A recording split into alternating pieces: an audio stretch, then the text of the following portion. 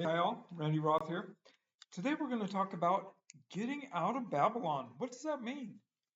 Let's look at the passage, Revelation 18. Let's start with verse 2. And he cried mightily with a strong voice, saying, Babylon the great is fallen, and has become a habitation of devils, the hold on every foul spirit and cage of every unclean and hateful bird. For all nations have drunk of the wine of the wrath of her fornication. Get that? All nations have drunk of her wine. And the kings of the earth had committed fornication with her, and the merchants of the earth are waxed rich through the abundance of her delicacies. So, when we're told that we need to get out of Babylon, how far did I get on that? Okay, let's read verse 4 as well. Go into verse 4. And I heard another voice from heaven saying, Come out of her, my people, that ye be not partakers of her sins, and that ye receive not of her plagues. Okay, so if we're told to get out of her, it's important that we define who the Babylon is. Chapter 17 calls it Mystery Babylon, the great whore, Mystery Babylon. Now, a whore is a substitute for a wife, a counterfeit wife. And so the bride of Christ, we have the bride of Christ, who's heaven bound, and we have the foolish virgins, the goats. We have a counterfeit bride as well. And the counterfeit, of course, needs to make excuses on why to continue living in Babylon. The ancient Babylon has laws against the LGBTQ community. It has laws against abortion. You know, the great whore, Mystery Babylon, lives deliciously. That's what it talks about, living deliciously. You know, after I moved out of the United States 3 years ago, one of the things that I miss most is the food, living deliciously. My neighbors will often cook me food, and you know, I try to get it down. I've had, you know, 2 or 3 actually good meals here in Paraguay. I had some okay meals in Panama when I was there, but I've lived here in Paraguay for now 2 years. And I live in the rural community amongst the poor, and the food is not, you know,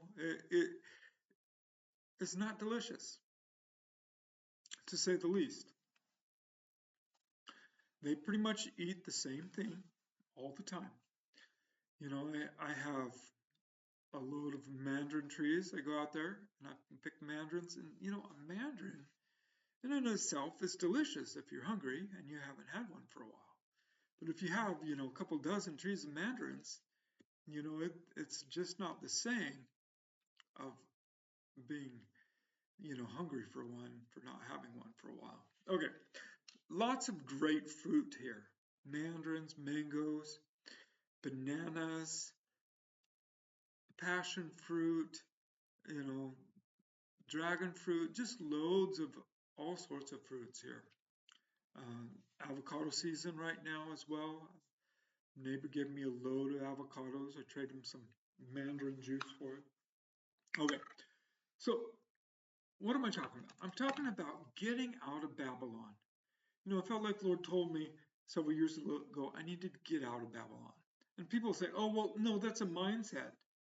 Well, if you think about that and what Scripture says about a mindset, or, you know, what it's saying here is that the merchants and the kings of the earth have committed fornication with her. So if you're a separate entity committing fornication with her, then you're not her. You're a separate if the merchants of the earth watch the destruction of Babylon from afar off, and the smoke of her rise up, then the merchants who are in bed with her, that the supply chain, is not part of Babylon, because they're watching from a distance her destruction. Cool. So my point is that Babylon is an actual physical place. It's not a concept or an ideal. It's like, well, it's like, I deliver beer, but I don't, I don't drink it.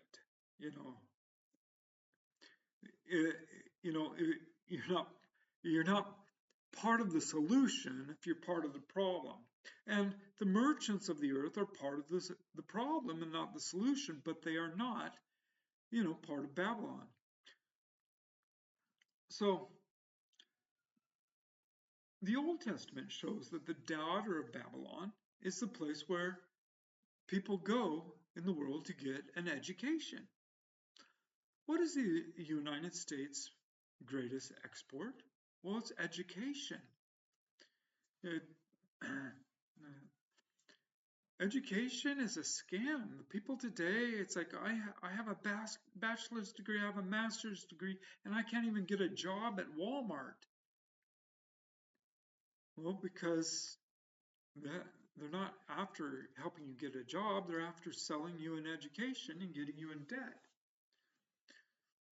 Often when I worked in the United States, I'd run into people that worked in government offices, and of course you have to have a bachelor's degree to work in a government office. I could never get a government job because I didn't have a bachelor's degree.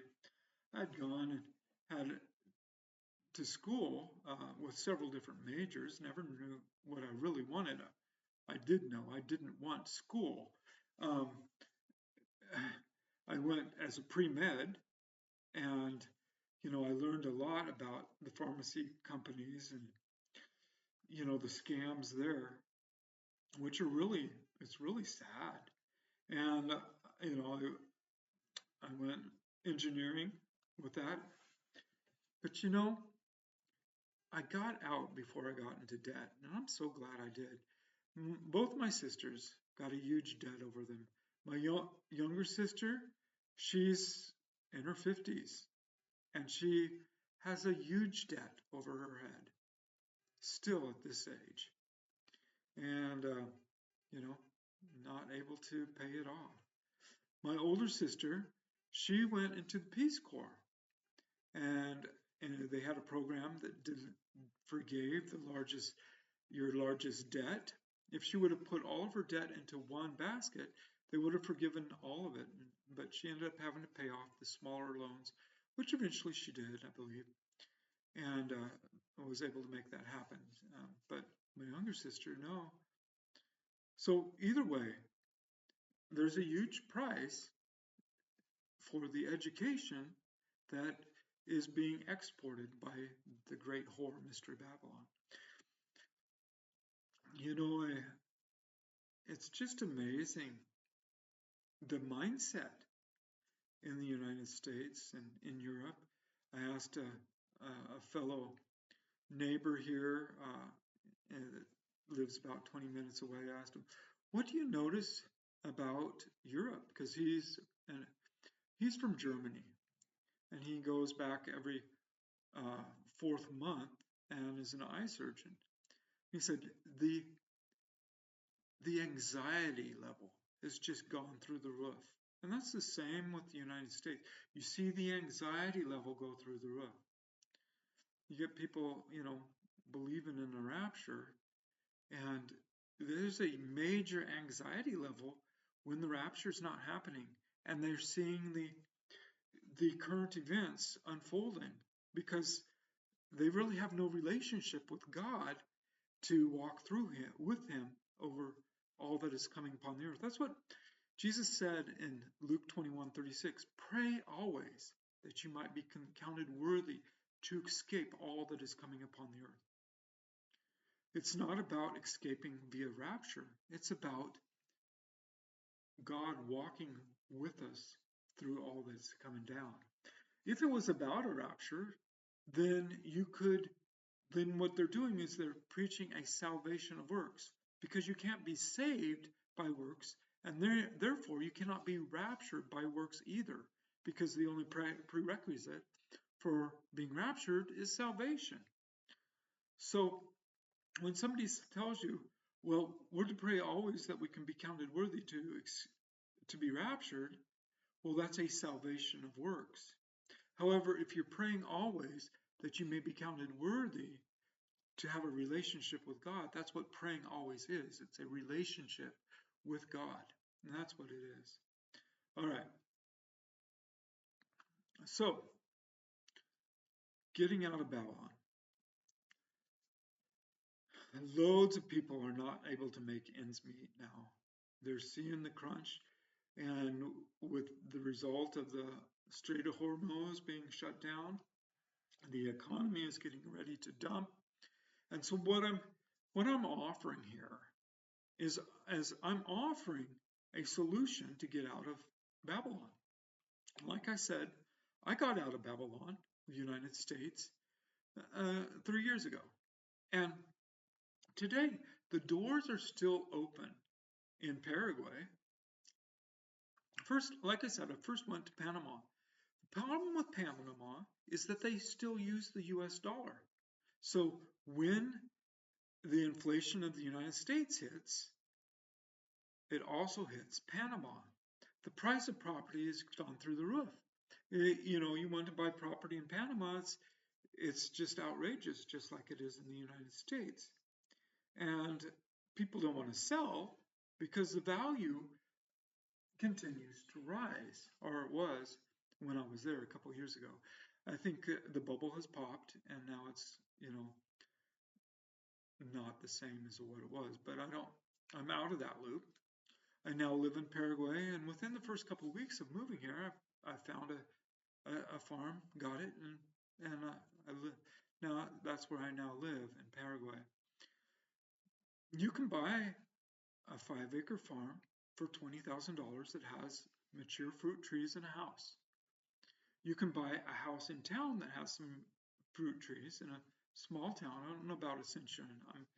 I'm so happy to be out of the big city. Half of the population of Paraguay lives in the big city of Ascension, and the rest of the population lives in the rest of the nation. And so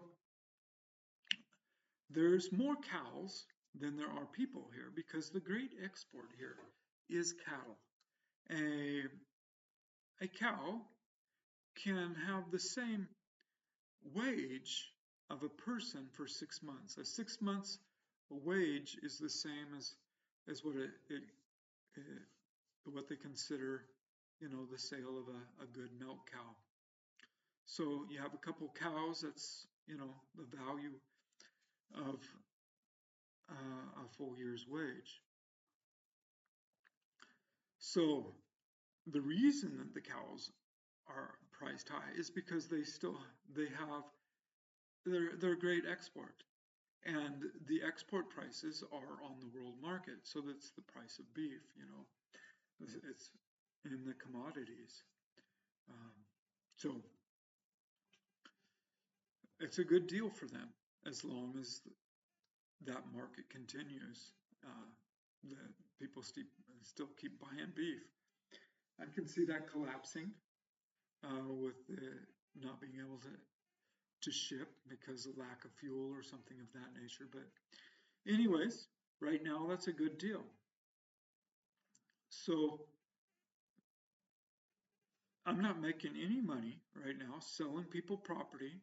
I'm telling you, hey, look, this is how it is. You can buy property in Paraguay the first day that you get here, and you can get registration, immigration, for first a temporary registration, which you can get for 2 years. They used to have a permanent, what do they call it? The temporary residency, or you can get a permanent residency after you've had a temporary residency, and it costs about $500 to do it yourself for each, the temporary and then the permanent.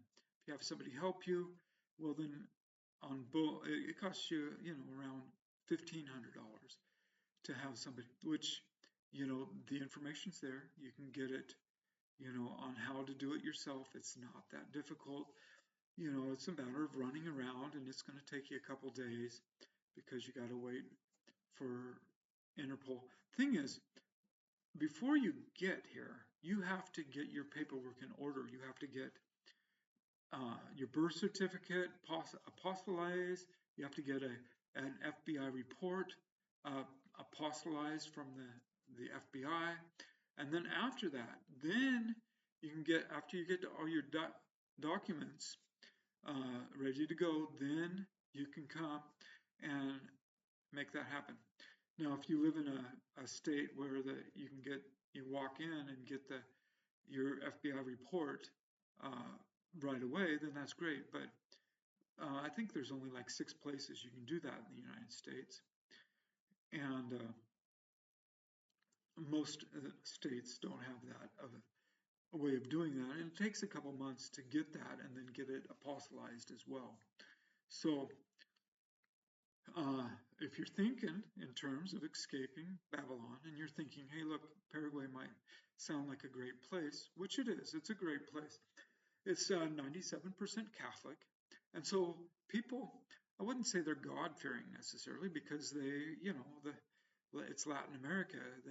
They'll take advantage of you. They'll lie and they'll cheat. But, it's like everywhere else. You have good people and you have bad people. You have people that will take advantage of you and you have people that are genuine. And so you find yourself some good neighbors and you make friends and you got a nice little place going on. So yeah, my computer that was fast, I kind of gave up the ghost, and so I've got a slow computer now, so I don't have the ability to really walk around and show you all the property I have. Today, mandarin, oranges, citrus fruit are in full production. Avocados have, they're still given avocados, even though